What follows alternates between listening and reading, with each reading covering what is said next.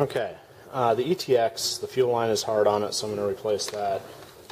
And then I did notice, and let's...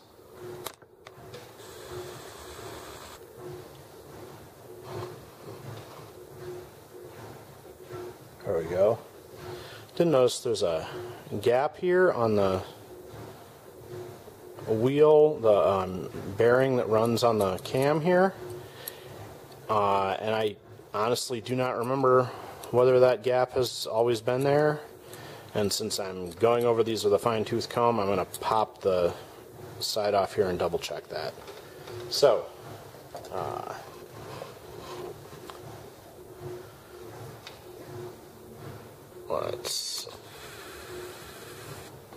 there we go. Get zoomed back out, and now the push rod assembly is pretty easy to get off. It's the two nuts that hold this bracket, and then the two head bolts. So, one nut.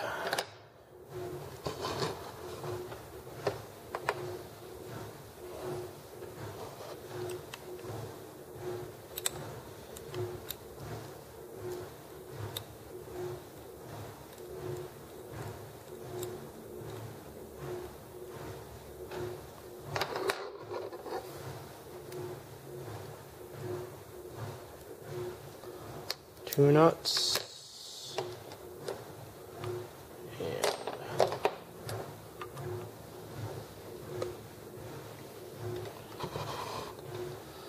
the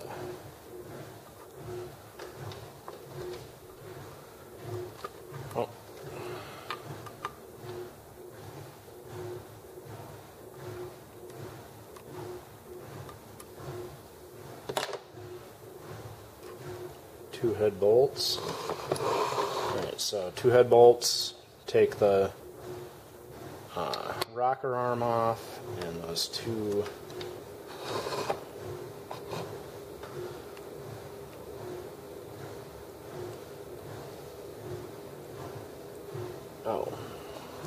that's wedged underneath the head, the piston here. Okay. I knew that came out of there somehow. I do have to pull the studs out of the...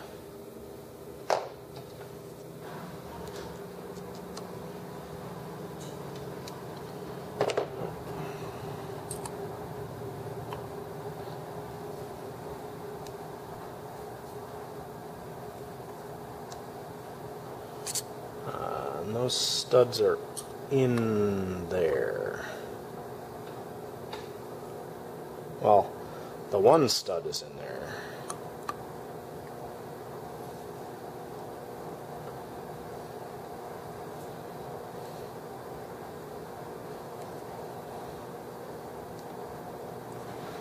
Yep. This stud is stuck in there. This other stud is loose, but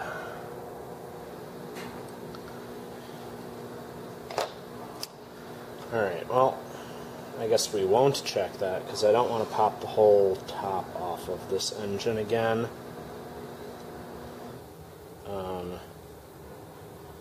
Although honestly it's not hard to lift that up. Yeah, I guess I will. Alright. Two more nuts. And then we can lift that, the whole piston cylinder off.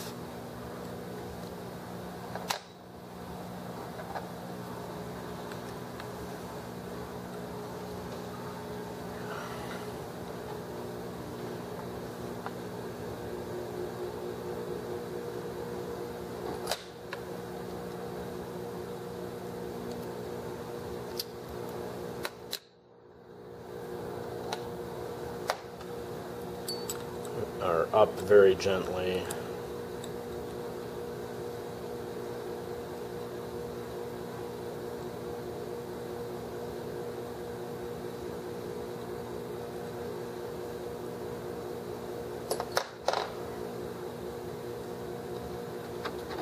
And of course, the only reason I'm worried about that gap is because the ET6 just had that screw work loose, and I do not want to discover that that gap is from something working loose. So, oh, and I gotta get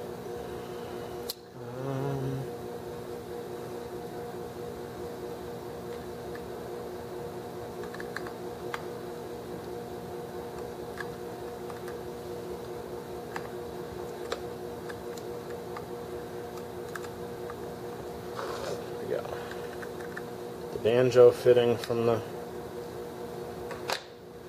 coolant system.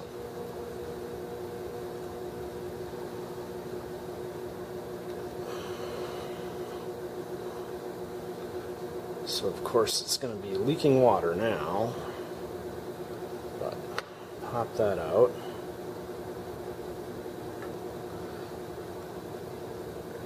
There. There. Lift that up just enough to pull this up out of the way, and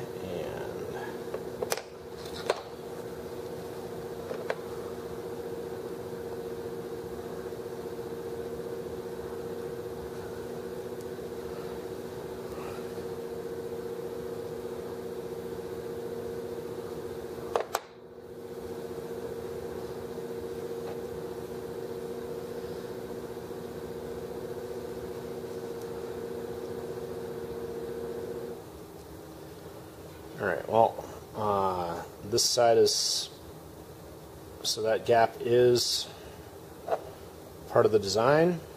Cool. Again, I got worried about it because of that other part working free on the other engine, so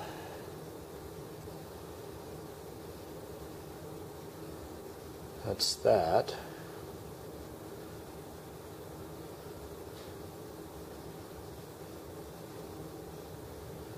Alright, so I'll just get that set back in there then.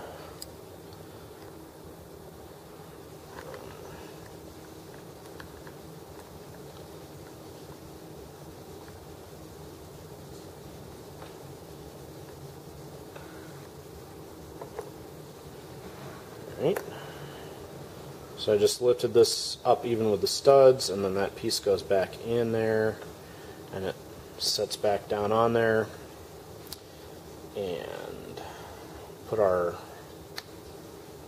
4 nuts back in place, and then put the banjo fitting back on the coolant system. And I don't have to worry about filling the coolant system, because since I added the open reservoir on the side, it just works all the bubbles out on its own.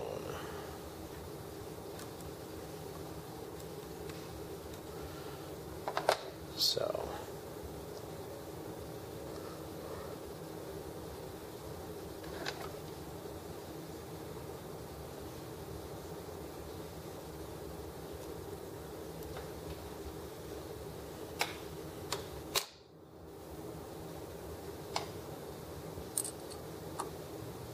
and that was the loose side here, so I'm going to loosen that stud out until it's even with the top of the nut, and that way, regardless of how it tightens, the nut will have full engagement on that stud.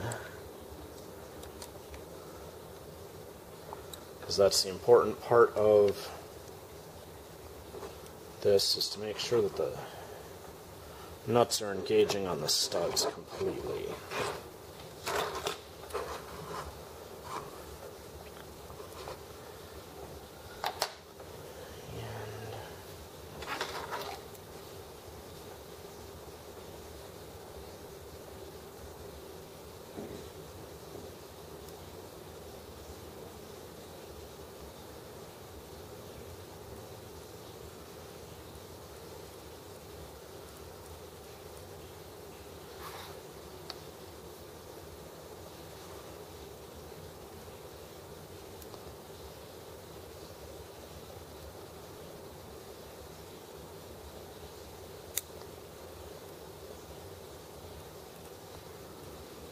we go.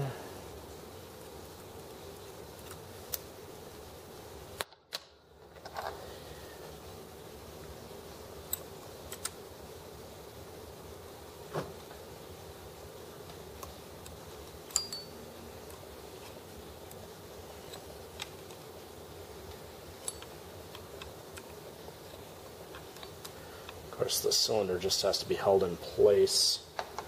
It doesn't have to be cranked down.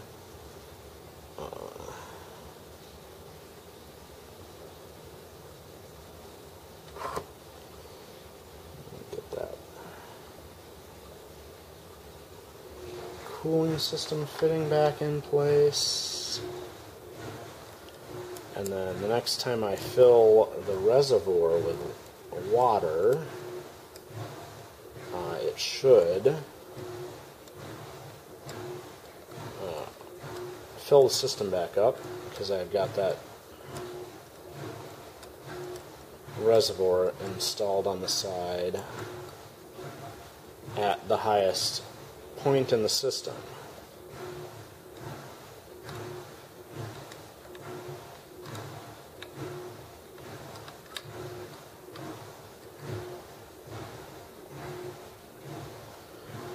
Alright, now this is the rotten old piece of fuel line. This is the other old piece of fuel line. Okay.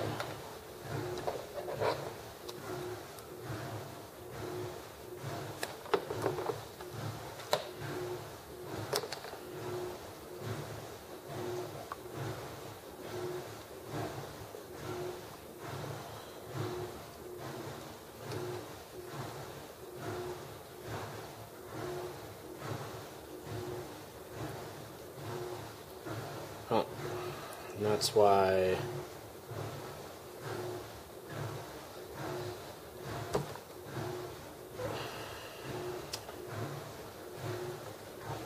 I keep checking this, because that was just the right length to put a big kink in the bottom of it.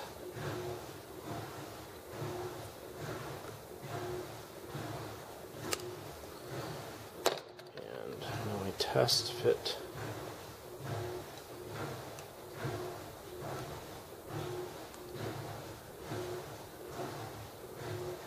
No, need a longer piece so that it won't put that kink in.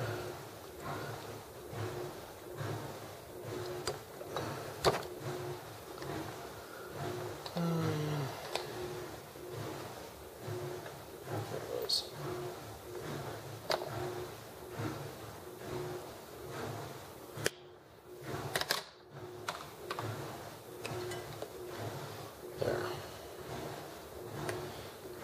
Big long loop. Oh, it's got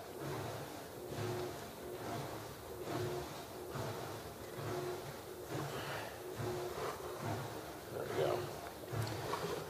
It's tucked behind the flywheel here, but it's got room to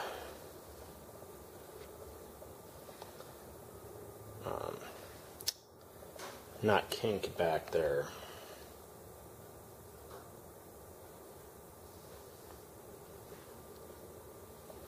So, alright, and then I need to put the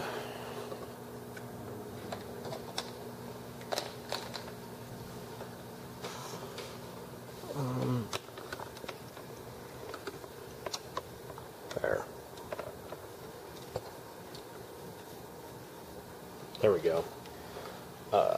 Put the rocker arm back in place.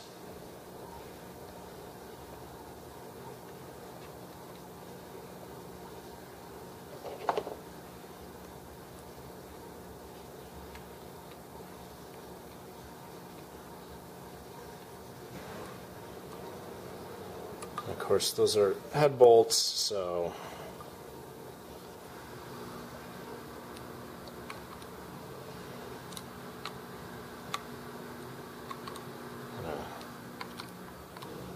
recheck everything else to make sure that those got tightened properly.